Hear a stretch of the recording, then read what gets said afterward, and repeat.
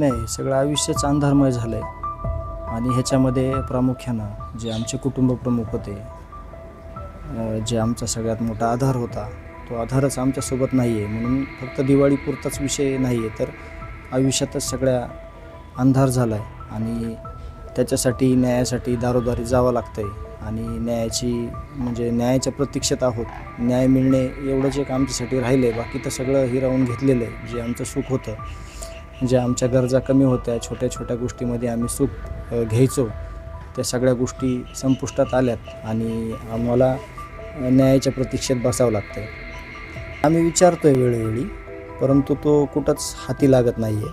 नाही, सगळं आयुष्यच अंधारमय झालं आहे आणि ह्याच्यामध्ये प्रामुख्यानं जे आमचे कुटुंब प्रमुख होते, जे आमचा सगळ्यात मोठा आधार होता, तो आधारच आमच्यासोबत नाही आहे. म्हणून फक्त दिवाळीपुरताच विषय नाही आहे, तर आयुष्यातच सगळ्या अंधार झाला आहे आणि त्याच्यासाठी न्यायासाठी दारोदारी जावं लागतं आहे आणि न्यायाच्या प्रतीक्षेत आहोत.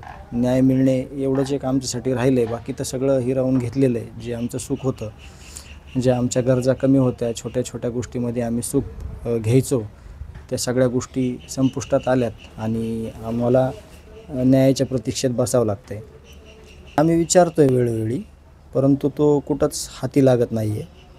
त्याची काय जे असेल ते प्रॉपर्टी जप्त झालेली आहे, त्याच्या काय नावावर गाड्या होत्या त्या जप्त झालेल्या आहेत, त्याच्या घरी कोण आहे, त्याचा स्टेटस हे माहीत नाही. परंतु ज्यावेळेस तो गुन्हेगारी करायचा, ज्यावेळेस त्याच्यावर गंभीर गुन्हे असायचे, त्यावेळेस तो पोलीस प्रशासनात खुलेआम फिरायचा. त्यावेळेस त्याला सगळं अभय भेटलं होतं, म्हणून त्यांनी अशा घटना केल्या.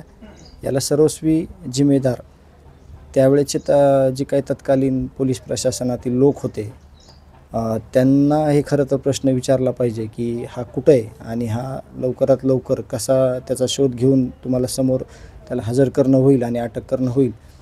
कारण आम्हाला तर काही कुठली गोष्ट माहीत नाही की हा कुठं गेला आणि ह्या क्राईममध्ये, ह्या गुन्हेगारीमध्ये त्यांनी अजून किती प्रकारचे गुन्हे केलेले आहेत.